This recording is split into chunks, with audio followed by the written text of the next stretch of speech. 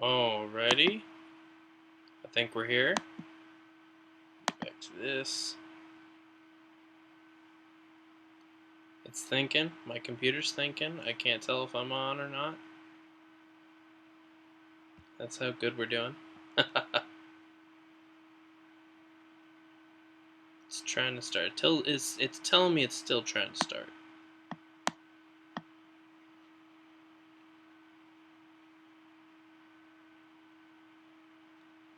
Let's just assume that we're good.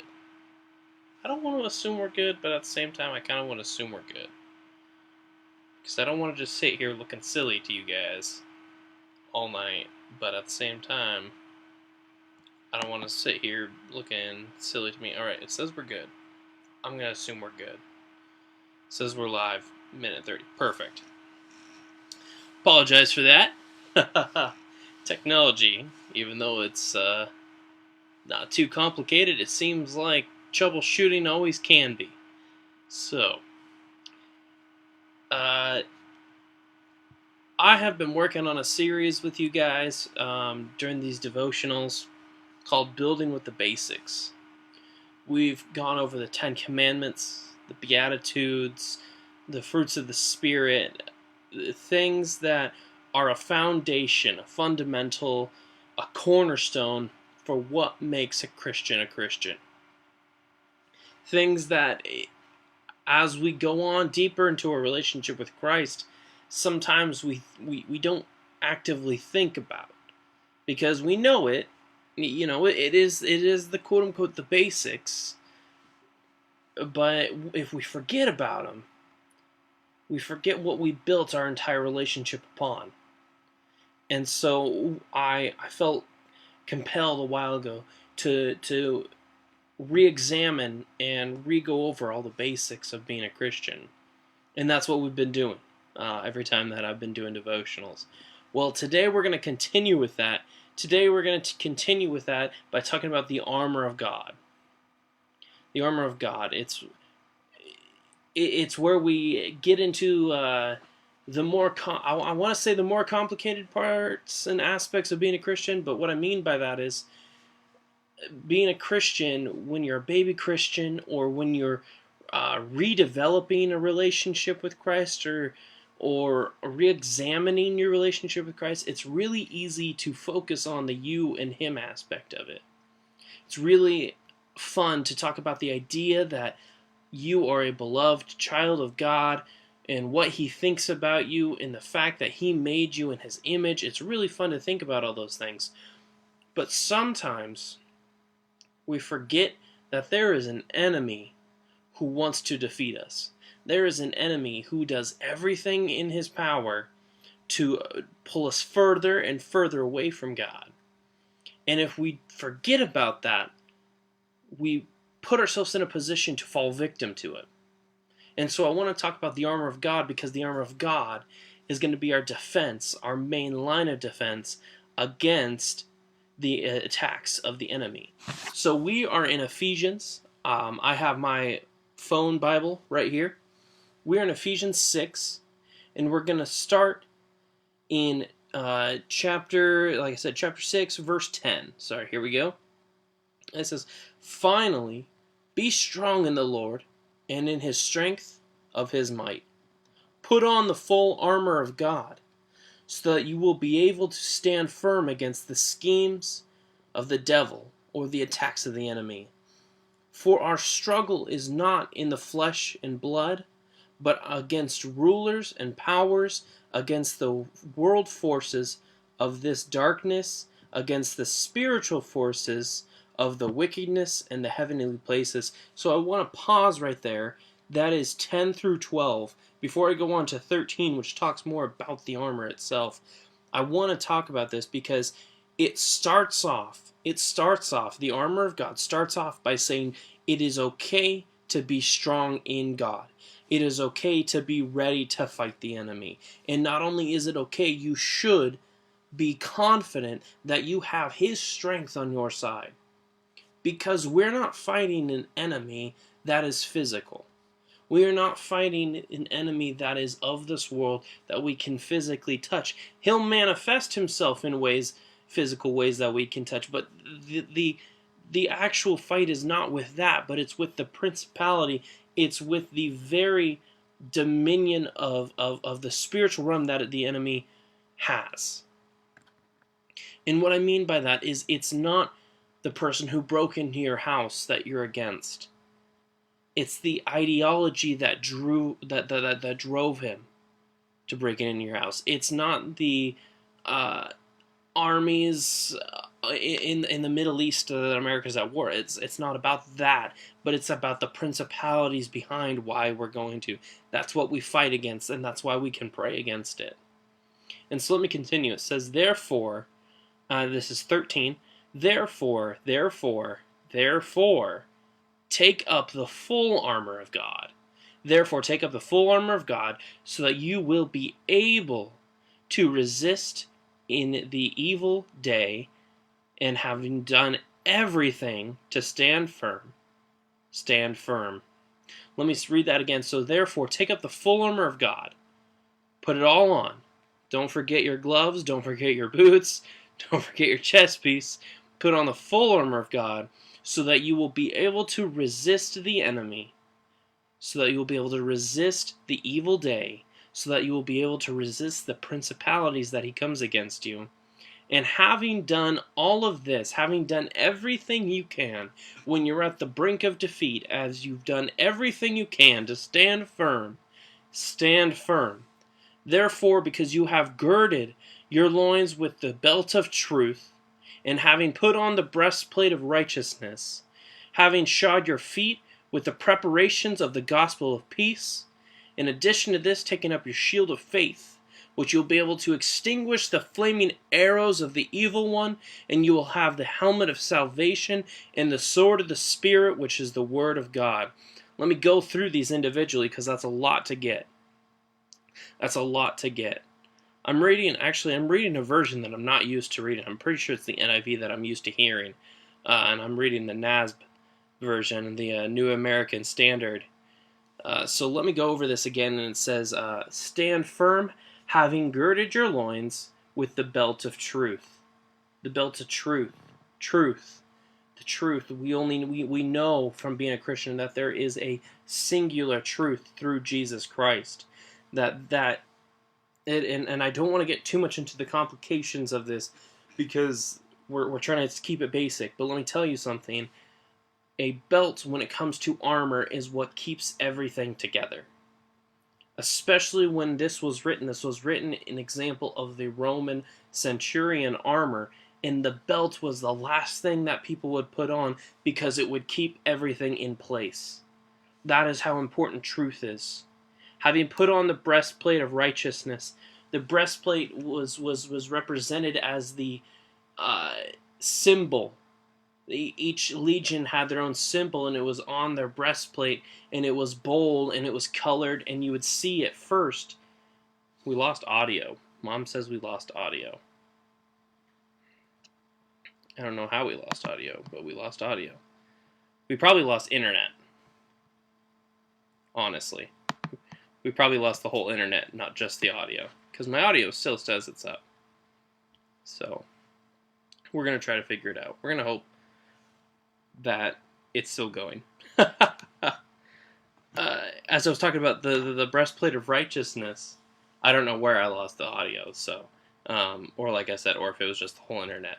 The breastplate of righteousness, like I said, they would don their breastplate, and it would be their representation of which legion they were part of, which group they were part of. So when it says we would don our breastplate of righteousness, it's exempling who we are as Christians. It's exempling what we stand for as Christians. It's our banner of righteousness, of being in God's will and being of God's will, and by participating in the things that make God happy. It's our righteousness. And that we would shod our feet with the preparation of the gospel of peace.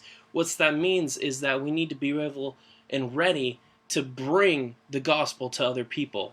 We need to be ready and willing to put on your boots when it's raining and go to church despite the fact that your car broke down, so you're going to have to walk. Oh no, it means that despite what's going on, you're going to have to be able to be ready to push forward, to march. They would march for miles upon miles upon miles. This is before vehicles, even in a sense before they had, they didn't have horses for every single troop, and so they had to march for days and miles and lengths. And what this is saying is that you have to be ready to do that for the gospel. And we continue, it says, you would take up your shield of faith. Your shield of faith, that's my favorite part of this whole thing. Because it says that you do that because when you have your shield up, you will extinguish the flaming arrows of the evil one. Your shield of faith, my faith in God, is what's going to make it so that no matter what hits me, what's happening to me, that no matter what, I will be okay at the end of the day. That it doesn't matter how many arrows are hitting that shield in the front. And it might feel like there's hundreds. It might feel like there's thousands. You might not know if your shield is going to make it, but as long as you have that shield in front of you, you are safe. You are safe. You are safe. You are safe. And then again, I really wish, I don't want to try to get into the mechanics of how the armor that they were talking about and the shields and stuff, but when you would put your shield in front of you, it would protect you, and then you had a friend on either side of you whose shield they would put up, and it would protect your sides. And so when you put up your shield of faith, you're not only protecting yourself from frontal attacks of the enemy, you're inadvertently, possibly not even realizing it, you're protecting your friends. Because when the enemy attacks them, they're going to have to come through you. Your prayer warrior, they're going to have to come and break through your shield also. And that you will take up the helmet of salvation, which means that you have to know. You have to know that you know that you know, I know my God is in here, but it means that I have to understand and realize that I have salvation. Not because I've earned it, not because I put on all my armor and I defeated the enemy enough times, but because I have a God who died for me. And I have the free gift of salvation. And I wear that helmet full well knowing what that represents. And that I can take up the sword of the Spirit, which is the Word of God, which means that we are not only on the defense. Sometimes I feel like as Christians we misinterpret what it means to fight the enemy, and that we always feel like we have to be just on the defensive and just hold as long as we can until the enemy breaks through. But that's not true. We get to take the fight to the enemy. And you know what? I've read the back of the book. We win. And that means that we can start to preach the word, and the enemy has no choice but to listen. We have the ability to rebuke storms, and the storms have no option but to obey. It means that we can follow in the examples of Jesus Christ, and forces don't stand a chance. For my God is with me, who can be against me? The reason today that I really felt compelled and led to talk about this is because when you're doing something, I'll say, when you have your armor on, you become a target. When you have your armor on, the enemy starts to notice you.